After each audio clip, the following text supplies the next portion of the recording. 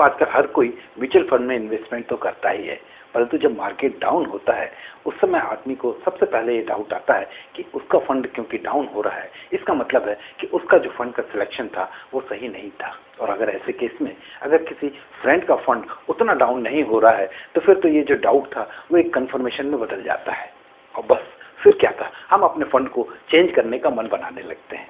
और दोस्तों ऐसा ही कुछ उठते हुए मार्केट में भी होता है कि अगर हमारे फ्रेंड का फंड ज्यादा तेजी से ऊपर जा रहा है और हमारा फंड कंपैरेटिवली धीरे गति से ऊपर जा रहा है, उस समय भी हमको ये डाउट होता है कि हमारा जो फंड सिलेक्शन था वो एकदम सही नहीं था। क्योंकि दोस्तों दोनों ही केसेस में हम अपने फंड के सिलेक्शन पे डाउट केवल और केवल उसके एक शॉर्ट टर्म बिहेवियर के बेसिस पे करने लगते हैं, जो कि एकदम सही नहीं है। क्योंकि फंड का परफॉर्मेंस केवल उसके उठते हुए मार्केट में तेजी से उठ रहा है या गिरते हुए मार्केट में बहुत तेजी से गिर गया है, केवल यही एक पैरामीटर नहीं होता है जिसके बेसिस पे हम ये एसेस कर सकें कि हमारा फंड सही था या नहीं था। एक्चुअली बहुत सारे पैरामीटर्स होते हैं जिनके बेसिस पे हमको ये असेस करना पड़ता है कि हमारा फंड सही है या नहीं है। आइए दोस्तों इसके ऊपर में थोड़ा और डिटेल में डिस्कस करते हैं।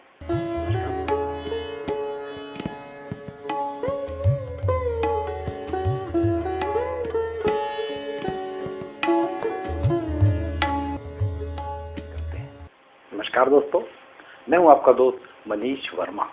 आपका पैसा आपका प्लान में आप सभी का स्वागत है। दोस्तों आदमी को तकलीफ इस बात से नहीं होती है कि उसका फंड बहुत अच्छा परफॉर्म नहीं कर रहा है, पर उसको तकलीफ इस बात से ज्यादा होती है जब वो देखता है कि उसके फ्रेंड का फंड उसके फंड से काफी ज्यादा अच्छा परफॉर्म कर रहा है। उसको तकलीफ तब ज्यादा होती है। पर दोस्तों जब हम अपने फंड को किसी दूसरे के फंड से कंपेयर करते हैं तो हमको कुछ बातों का बहुत ध्यान रखना चाहिए कि जैसे ये कंपैरिजन जो है ये एप्पल टू एप्पल होना चाहिए। अगर हम कंपैरिजन एप्पल टू ऑरेंज कर रहे हैं तो हमारा कंपैरिजन ही गलत है।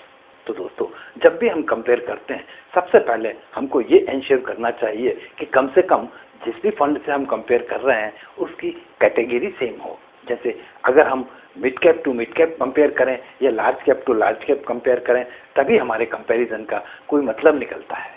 दूसरा, इन्वेस्टमेंट के ड्यूरेशन से भी बहुत फर्क पड़ता है। अगर किसी फ्रेंड ने 5 साल पहले इन्वेस्ट किया है और आपने अगर जस्ट 2 साल पहले इन्वेस्ट किया है तो डेफिनेटली दोनों के परफॉर्मेंस में काफी अंतर होगा। तीसरा इंपॉर्टेंट एस्पेक्ट होता है पॉइंट ऑफ इन्वेस्टमेंट। अगर मान लीजिए आपके फ्रेंड ने उस समय इन्वेस्टमेंट किया जिस समय मार्केट एकदम डाउन था और आपने जब इन्वेस्टमेंट किया उस समय मार्केट काफी ऊपर चढ़ा हुआ था, तो डेफिनेटली दोनों के फंड्स के परफॉर्मेंस में आपको एक डिस्टिंक्ट डिफरेंस देखने को मिलेगा। लमसम इन्वेस्टमेंट के केस में ये जरा ज्यादा दिखता है, पर एसआईपी के केस में भी ये अंतर देखने को मिलता है।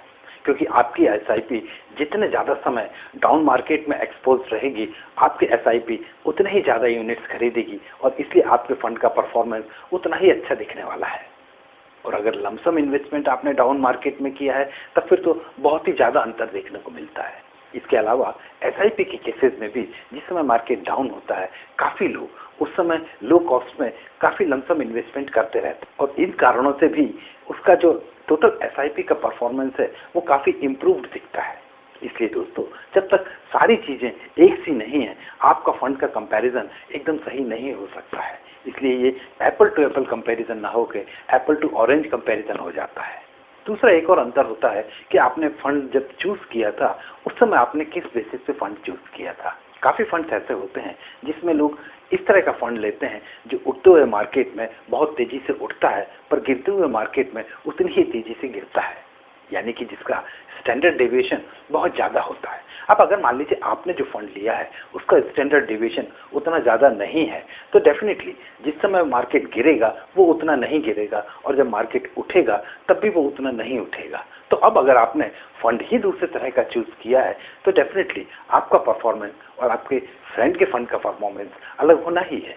और दोस्तों अगर आपने अपने फंड को बढ़ते हुए मार्केट में ज्यादा बढ़ रहा है ये सोच के अगर चूज किया था तो ऑब्वियसली आपने जो स्टार्ट पॉइंट ही लिया था वही हाई मार्केट पे लिया था, हाई कास्ट यूनिट्स पे लिया था। दोस्तों अगर आपने हाई मार्केट से अपनी एसआईपी चालू की है तो डेफिनेटली उसकी काफी यूनिट्स काफी हायर वैल्यू पे खरीदी हुई होती हैं और उस केस में जब भी मार्केट डाउन होता है तो आपको एकदम आपका फंड डाउन दिखने लगता है। पर दोस्तों अगर ये केस हम देखें तो शॉर्ट टर्म में आपको दिखेगा, पर जब हम एसआईपी को लंबा चलाते हैं, लॉन्ग टर्म के केसेस में हम देखेंगे तो शायद ये उतना ज़्यादा डोमिनेटिंग नहीं रह जाता है, क्योंकि over a period cost averaging होती रहती है और आपकी एसआईपी जितने डाउन मार्केट झेलेगी उतनी ही ज़्यादा निखर के आती है। इसलिए दोस्तों, शॉर्ट टर्म मूवमेंट से हमको अपने फंड्स को किसी से कंपेयर करके फंड्स को अननेसेसरीली चेंज नहीं करना चाहिए, बल्कि अगर उसका मूवमेंट आपको आपके रिस्क प्रोफाइल के हिसाब से सेटिस्फैक्ट्री नहीं लगता है तो आपको एक थॉरो एनालिसिस करना चाहिए। आपको देखना चाहिए कि आपने जिस फंड में इन्वेस्टमेंट किया था, क्या वो फंड आपके रिस्क प्रोफाइल के हिसाब से सूट कर रहा है, और अगर वहां आपको कोई गैप्स लगे तभी आपको फंड आपका स्विच ओवर करना चाहिए, क्योंकि नहीं तो ये प्रोसेस कभी एंड नहीं होगी।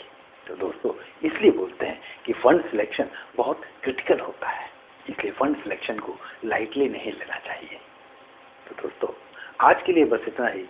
कैसा लगा हमारा आज का डिस्कशन? अगर पसंद आया है तो मेरे चैनल को सब्सक्राइब जरूर कीजिए, जिससे इस टॉपिक पे होने वाले इस तरह के सारे डिस्कशंस में आप भी सम्मिलित हो सकें। तो दोस्तों, फिर मिलेंगे एक नए टॉपिक पे, नए डिस्कशन के साथ। तब तक के लिए नमस्कार, जय हिंद।